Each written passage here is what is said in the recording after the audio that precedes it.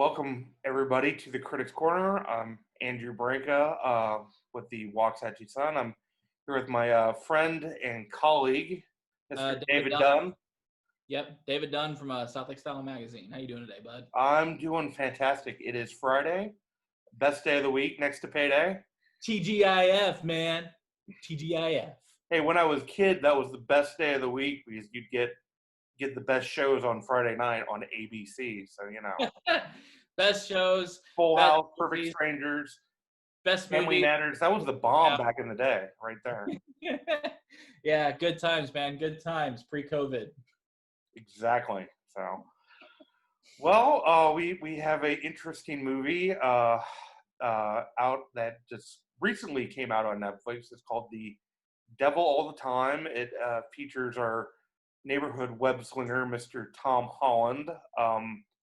I have to say, David, this movie creeped me out. I'm not gonna lie. It was just a plain creepy movie.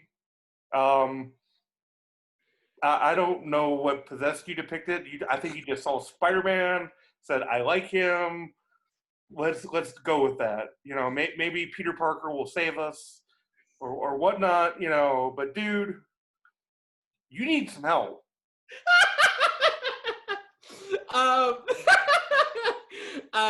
Well, one, you're right. You're not wrong. We're in complete agreement there for a change. Well, that you need help, absolutely. Yeah. But as far as this movie goes, another point we agree on. This is definitely, this is a movie. This is The Devil All the Time is based off of a psychological thriller novel of the same name, written by Donald Ray Pollock, who also serves as the narrator for this movie. I thought that was a very nice touch.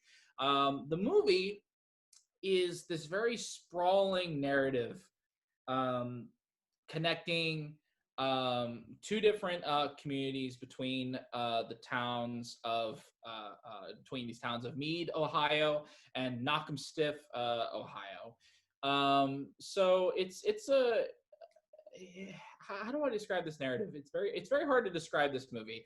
Basically, there is an orphan. He's living with this family with another orphan.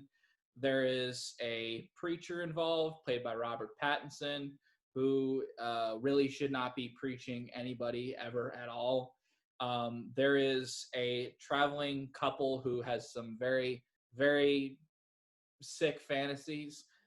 There's a sheriff in the mix that also has his own demons hiding in his closet.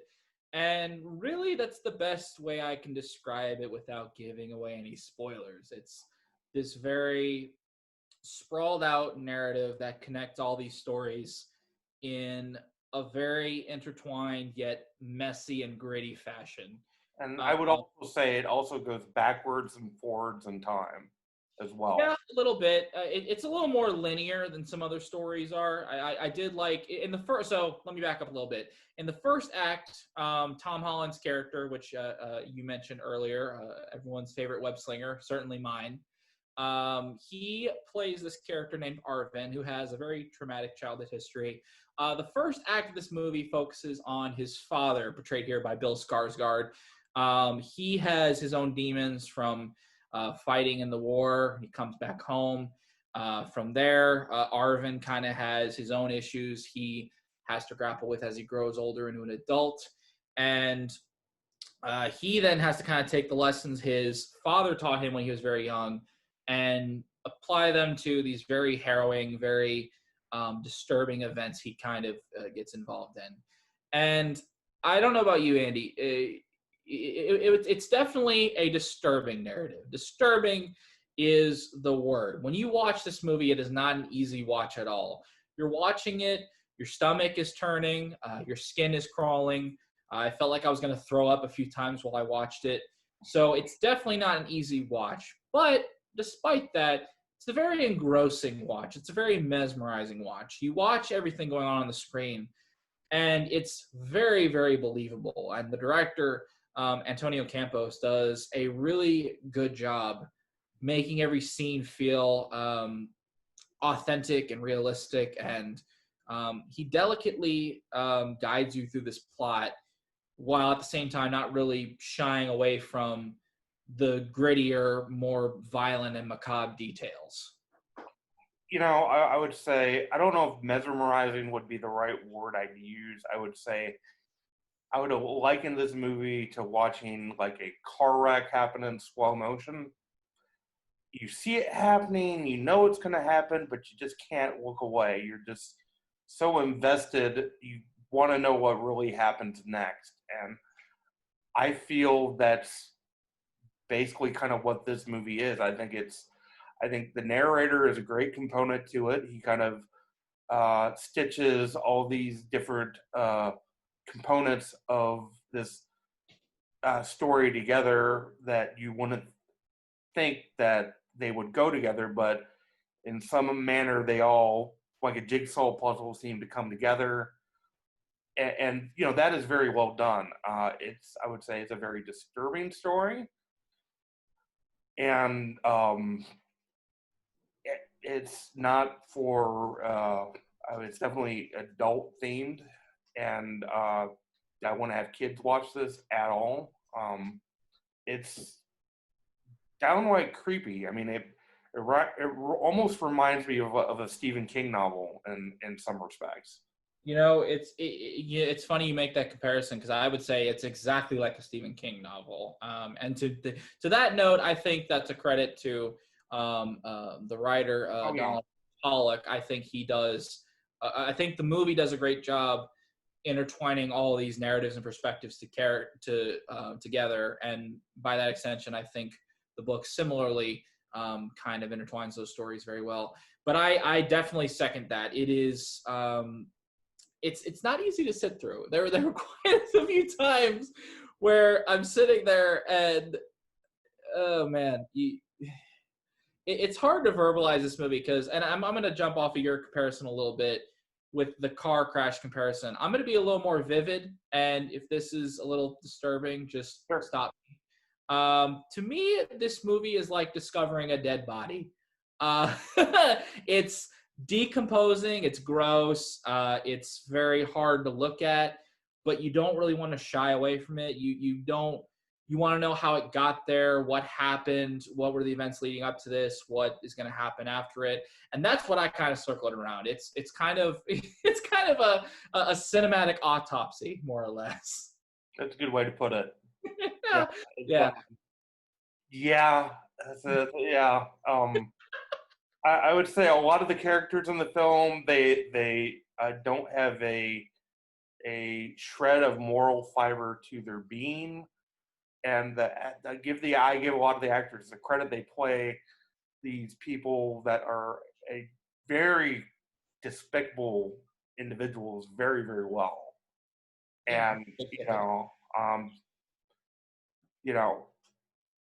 I can't imagine one ever. I hope I never run into a person or persons like this in my life, because they're just horrible people. And the actors that they got to bring them to life did a very good job in telling their story, so to speak. I mean, I would say I particularly liked. I would say, apart from the guy who played Tom Holland's dad in the movie, he actually had some moral, and his mother did have some morals about them. I would say him and probably Holland's grandparents and his stepsister are probably only really the redeeming personalities in this film. But other than that, wow.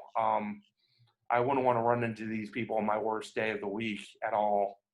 Not the worst day of the week. So well in the film that way.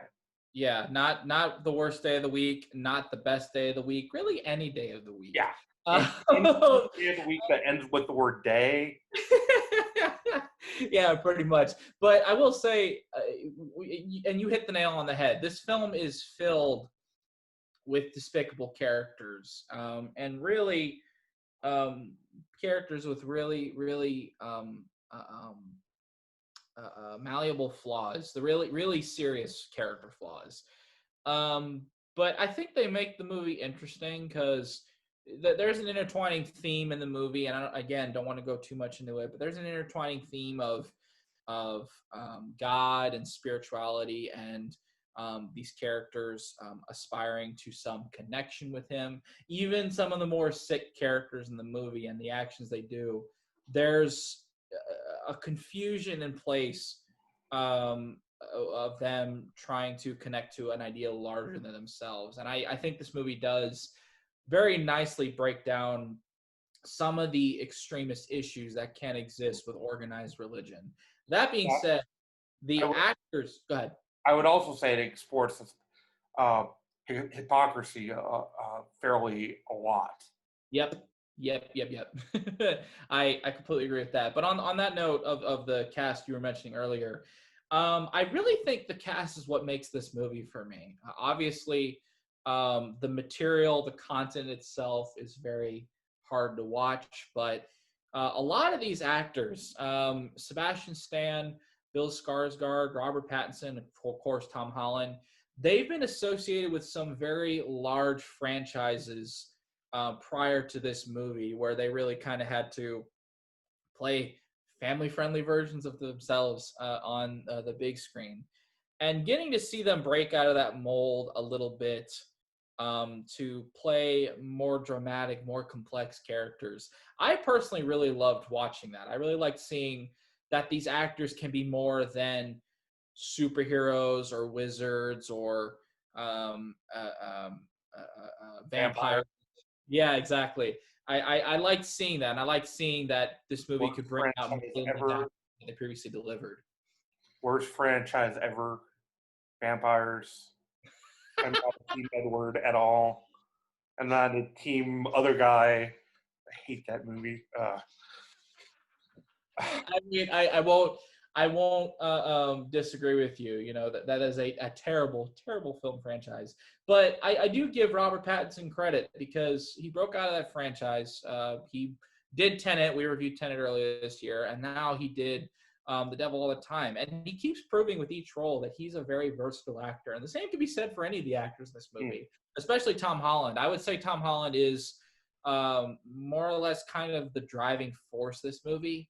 The narrative really centers around him, and he really is kind of the character you sympathize with most and brings the plot home. Well, I would say it starts with him and it ends with him.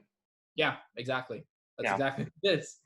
I would agree with it was great to see some of these actors from well-known film franchises actually do something a little bit different. And, it's like the first time I saw Jim Carrey not in a comedic role where he's playing like in The Mask, or I think the first film I saw him in that was kind of more dramatic was The Truman Show, and then I saw him in The Majestic and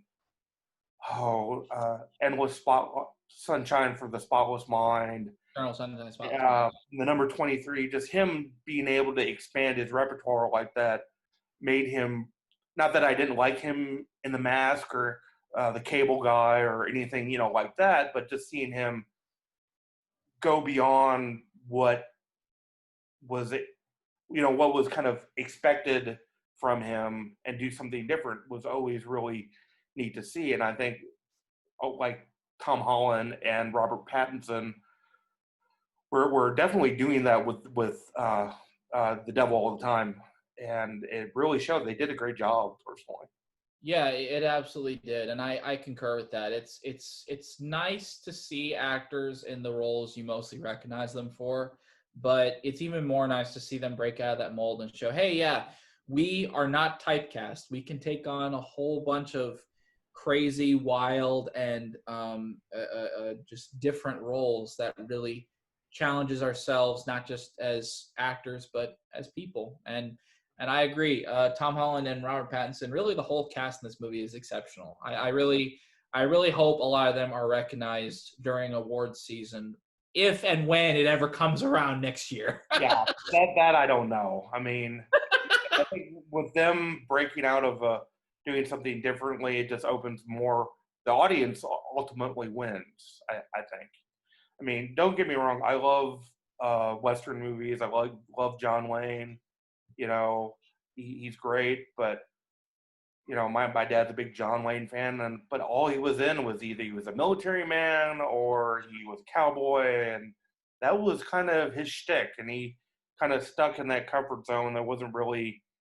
He did one or two kind of something out of the box, but it was just John Wayne in a different role. It wasn't really John Wayne trying something else, and it's good to see them not to be stuck in a rut. Exactly. I think some actors can do well when being challenged. Other actors kind of need to stick in their comfort zone. It's nice to see this cast can be out of their comfort zone and not just do very well, but thrive. I.e. Vin Diesel. we we're not a bunch of thieves. We're a family. I am Groot. Yeah, basically. Golly. Yeah. And that's a whole nother conversation. Seriously, he had one line for a whole 2.5-hour movie. Not just a 2.5-hour movie. They called me. I would have worked for half that amount. Yeah, and he's gonna get a fifth one soon with Guardians of the Galaxy 3. I don't know, man. Maybe one day you and I will be cast in a comic book movie too, but until then, we're gonna have to settle with reviewing them. Well, they already made Revenge of the Nerds. I don't know what they're gonna do with us. So keep your agent on standby, man. Yeah, I'll have him on speed dial here on the speakerphone. Pretty much. So, what do you give this movie? It's so hard, given the content of this movie, how hard it is to watch, and just the intertwining narrative. But after a long time thinking about this, reflecting on the cast, the screenplay, the gorgeous, lush cinematography, I think I might have to give it a 9. I think I might have to. But know what you're getting when you get into this. This is not a feel-good movie by any means. And if you're already living in a very just dreary, depressed time during COVID, maybe skip over this or something else. But if you can watch it, if you can get invested into it, you'll find a very rewarding experience. I would give it an 8. And like you said, this is a very dark, gory film. And if you're feeling depressed, this ain't the movie for you. Maybe check out Finding Nemo. Just saying, it's Despicable Me, funny movie, good times, happy ending. People are good with that, and that's okay. Yeah, it's just a matter of what you're comfortable with, more or less. Exactly. We will have something in store very special probably next week. So stay tuned, and we'll see you guys back on the couch or in the theaters or whatnot, wherever this goes. So we'll catch you next week. Catch y'all next week.